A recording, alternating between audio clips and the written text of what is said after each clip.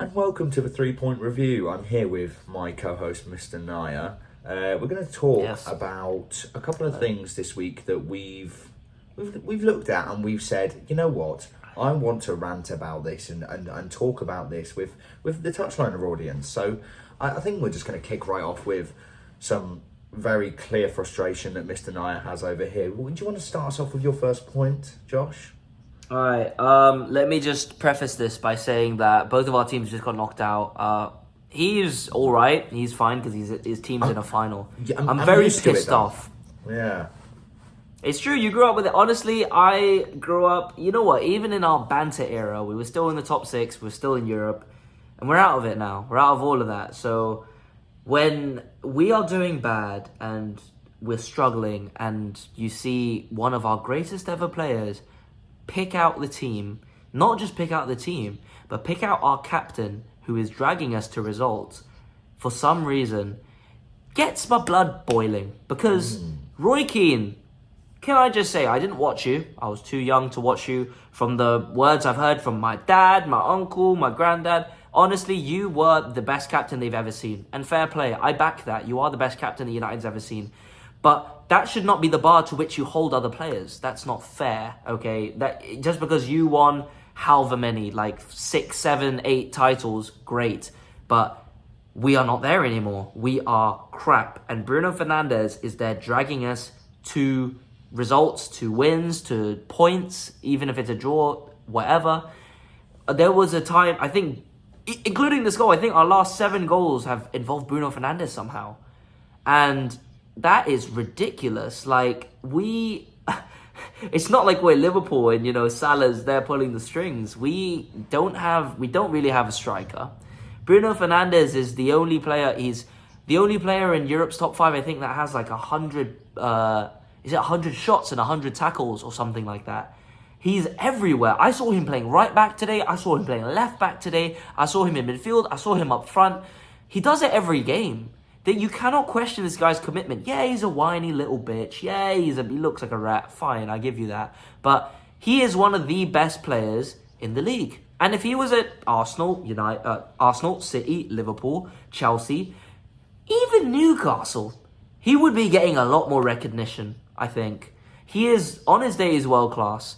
And to shine in this team, honestly, and to bring this team to results, you must be really fucking good. Because we ruin a lot of players. And to hold that level, I think, is outstanding. And I hate that players are trying to dig him out, and ex-players are trying to dig him out and say he's not captain material. Show me who's captain material. Harry Maguire? Harry Maguire. Look in my eyes and tell me Harry Maguire. Yeah. Fucking idiots. Honestly, I don't understand it, and it really annoys me. Yes, he said we're 15th. We're actually 14th, Roy Keane. Okay? So get your facts straight. Point Bruno Fernandes. Yeah. Exactly. But Bruno Fernandes is the best player in this team. And it might be a low bar. But this guy, honestly, he's coming to the end of his prime. And I can't believe he stayed. I can't believe he signed a new contract. Because this is a burning ship. We're about to sink. And yeah, honestly, he is very good. Okay, I've been monologuing a bit. Do you have anything to say about anything I've said? I think I actually hold a bit of a different opinion to this guy. He's a United fan. He's very upset, clearly. Peep the drink. But I listened to those comments from Roy Keane. Obviously, he's in a heated debate with Ian Wright, I believe. These are the comments we're talking about. And yeah. I agree with both sides. I agree with the idea that without Bruno, who's doing everything he can for United, they would probably be in a relegation battle. There's no doubt about that, I think. And he is a top quality. On his day, he is arguably one of the best attacking mids in the league. I mean, best players. He's carrying this United side, who are dross, by the way, like absolute dross. But he's got an attitude problem, and for a captain, as a motivator, as a team leader, you can't have these attitude issues where if something isn't going his way, you know, he'll throw out a crazy tackle now and then, he'll sprint up and down the pitch. You know, it's not what a captain, as a leader, you want to be a good example, and he's doing his best physically on the pitch. But is he a leader, I think, is sort of what Roy Keane is getting at. And yeah, like, okay, Roy Keane, like, we don't have footballers like you anymore. They just don't exist. Like, we don't have hard men in football anymore. It's just not really a thing. It's true. You know, so Yeah. while I understand where he's coming from, I also understand where United fans and Ian Wright is coming from, in the sense of, well, without him, where would you be? Like, look how much he does for the club already, just by actions, just by what he does on the pitch. So I understand both sides, but I lean more towards that Bruno is better for United as a captain than worse. I think he does more for the club that's good than detrimental, if that makes sense. Oh, the second point is actually still about United, so prepare for me to just shout at the camera and drink my whiskey. Ben Chapman, have had enough of revisionism. What is your thought on revisionism? Do you think in sports people like to romanticize things? Yes, I think that hindsight is obviously 20/20 for everybody. It's easy to look back on things you've dealt with in the past in sports, things you've watched and been like, oh, the times were so much better back then. They were so much better than where we are now. Because it's human nature to look back and say, oh, weren't things better than they are now? That's just human nature. But in sports, I think we tend to do it a little too much. We've had a few comments from a certain podcast, much bigger than us, lest we forget, who said that one of them said that they trade Ole Gunnar Solskjaer for his dad. They would give away his father to have Ole Gunnar Solskjaer manage Manchester United again. Now, I just think that's a little bit of an exaggeration there.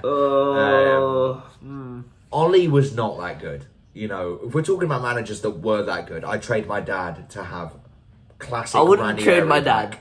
I'd trade him to have prime 15-16 Ranieri back, just to win a Premier League. That's all I want. But I wouldn't trade my dad for anyone. That is my dad, right? But listen, we got the kickoff. Not even the kickoff. It's not called the kickoff anymore. The club. Sorry. Boovie has obviously tried to poke Adam McCullough, and he's tried to say that Solskjaer will be doing a better job than Amorim right now.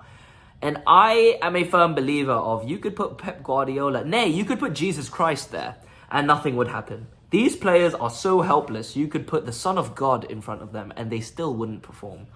Now, you might say I'm being dramatic, and you might be right, but this United team is so helpless right now, that I genuinely think Amorim's a good manager. I don't think there's anything or good coach even, that I don't think that I don't think it's a question of whether he's good. I don't think he's not even had a season yet. He's not even had a season I know, yet. And people are jumping. It's his 4th month as United manager, by the way. We've just entered March. He's into his 4th month. So you've got people, Boovie saying, wouldn't Solskjaer be doing a better job? He got 2nd, he got 3rd. But Ben made the point that that he had a better environment, better players, more to work with. I mean, you have to remember the likes of Rashford was still in his prime. Martial didn't hit his injuries as hard yet. He should not be named. That guy, Paul Pogba, was fit. Okay, we had Fernandes. Bruno. Lockdown Bruno. We had lockdown Bruno. We had lockdown Maguire. We had lockdown Shaw. We had Wan-Bissaka. We had all these players were performing, and he had them going. He had the vibes going, and I remember we kept winning games, and there was still criticism. People were saying, there's no identity, there's no style of football. It's just vibes. It's just, I remember seeing a graph where it was like, defend, and then in the middle of the pitch it was, hopefully the ball gets to the other end, haha, lol, and then score goal. Why did we criticize that? Why did someone make that? We were scoring goals and we were winning games. We beat Southampton 9-0. We knocked PSG out of the Champions League. We were beating City, the Etihad. We were beating Liverpool at home. We were doing so much, and we were so ungrateful, because I really liked Solskjaer, and he's recently done an interview where he said that it was the City game and the Watford game that did it. In fact, you lose 4-1 to Watford, that should sack you as manager. And it's what I thought with Ten Hag when he lost 4-0 to Palace last season. I thought that was his time done. But I think it was the right thing to sack him. Don't get me wrong here. Do not get me wrong. But I liked Solskjaer at the time, but I honestly think if you drop him right now into the situation where Amorim's in, he would be just as helpless. This situation is unprecedented at a club this big. If you look at the likes of Barcelona, Real Madrid, Liverpool, even Arsenal, if you want to look at Chelsea, sure, these are the clubs of a similar stature, and they haven't been in this kind of crisis. I mean, Chelsea last year at one point were 12th, 10th, and we were laughing. We are 14th. Or 50th, I can't even remember. We are whatever. This is really bad, and we're about to finish the season here.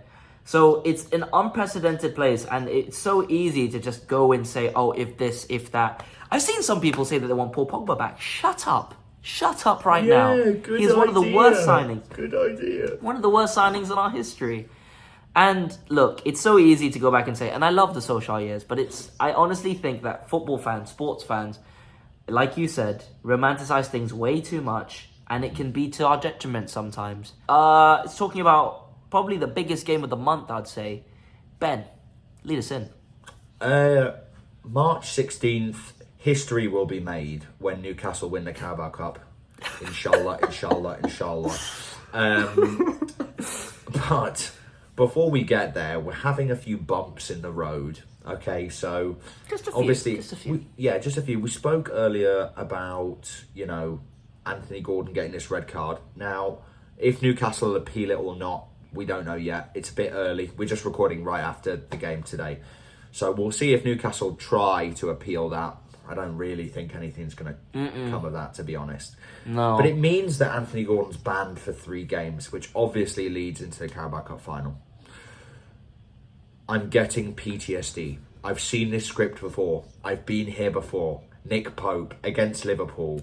Okay, I remember it vividly. Okay, getting a red card and being banned for the final. It cost us that final. Let's just be honest. It cost us that final, pretty much.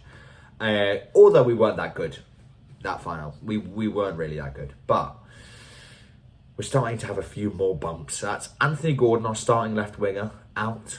Okay.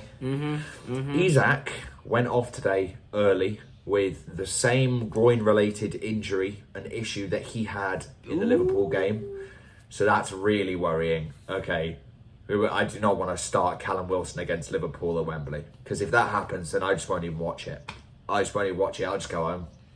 You got to give him the super soldier serum, man. You have to do it. Yeah, literally. Inject him with whatever you need. He needs to start. Yeah, and then obviously Botman, our Rolls Royce of a centre-back who we've barely been able to get a lot of game time this season. He is also not ready to come back for the Liverpool game. So some reports are coming out and saying, which is really worrying because, Shah's great and he nearly scored the winner in the game today, but defensively he's slow, he makes mistakes, he's 30-something now, he's greying up. He looks like Mr. Fantastic, he's greying on the sides, okay? That's true, well, that's a good comparison. Yeah. And that's not even the worst of things, because England's best left-back, Lewis Hall, has an ankle injury and will most likely be out for the final. Now, if you watch the Liverpool game, you'll know that Lewis Hall actually had a really good game against Mo Salah. Mo Salah had 18 dribbles in that game, and I think he had 3 that were successful against Lewis Hall. He locked him up, okay? Lewis Hall, do not forget, okay, the scoreline doesn't reflect it, but Lewis Hall locked the best right winger in the world up, arguably the best player in the world up, okay? They still won the game, but it doesn't really matter. He's now out with an ankle injury, and we're going to have to find a solution for the Mo Salah problem, which nobody can find, by the way. It's like the Enigma code. No one knows how to crack it because he just scores. He just scores. What about Kieran Trippier at left back, though? Oh, you might be suggesting Kieran Trippier at left back, but he has a back problem. So Kieran Trippier's back's injured. He just played in the game today. Came off early, lest we forget. It's just not looking very good. The squad depth is thinning before the finals even come round the corner. It's just a carbon copy of what it was against United, and you know what? It's gonna be vibes. The final's gonna be vibes. That's all. Obviously, I'm not gonna be there, but I'll be there in spirit, watching it with this bum.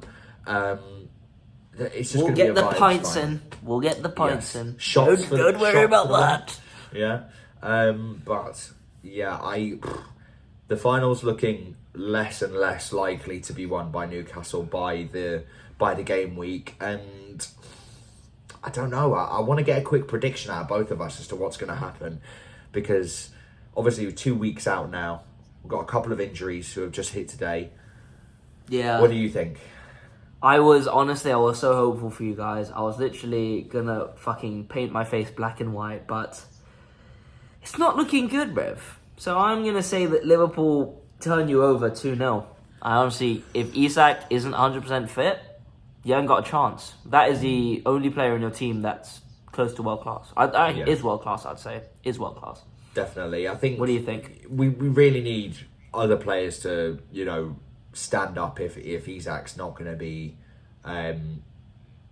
fit for the game. That's going to be really, really difficult. We can survive without Lewis Hall because we'll just have to sit a lot deeper than we would normally because we can't play 4 in the back against Liverpool at Wembley. We'll just get cooked if we're playing Matt Targett at left back against Mo Salah. We're just going to get cooked, okay? So we can survive without Lewis Hall. We cannot survive without Isak because we're just not going to score. And it's not even about scoring. It's like the ball's not going to be picked up in the middle of the pitch. It's that extra option's not there for Bruno or for Tonali, who'll be used to having the striker drop. If you have Wilson playing, that bozo's just going to be running in behind every 5 seconds and be offside. That I promise you. I guarantee you he'll set the world record for the amount of offsides in one game if we play him against Liverpool. I guarantee you he'll break that world record because that brother cannot stay offside, honestly. But I want to say I'm going to be confident here. This is really dreaming now. I'm going to say we scrape a 1-0 at Wembley. It's not going to happen. I know we're going to concede. I know Mo Salah's going to score, but it's a cup game. Yeah. Just let me dream. Just look. Just let this win for once, and I'll be happy. I'll never make a bad take ever again. I promise you. I'll never say anything about Cole Palmer or Mo Salah being shit ever again. I'll never do it again. Just let us win. You've heard it here first. We will do an in-depth preview of this game, though. Don't worry. We will go into the intricacies of both sides next week probably, so stay tuned for that. That's just some things we wanted to get off our chest about how much we worry and hate our clubs sometimes. Yes. Thank you very much for watching. Please like, subscribe, comment, all that good stuff, and follow the TikToks if you're not already, because that's the important part, and we'll hopefully see you later in a bit. Peace.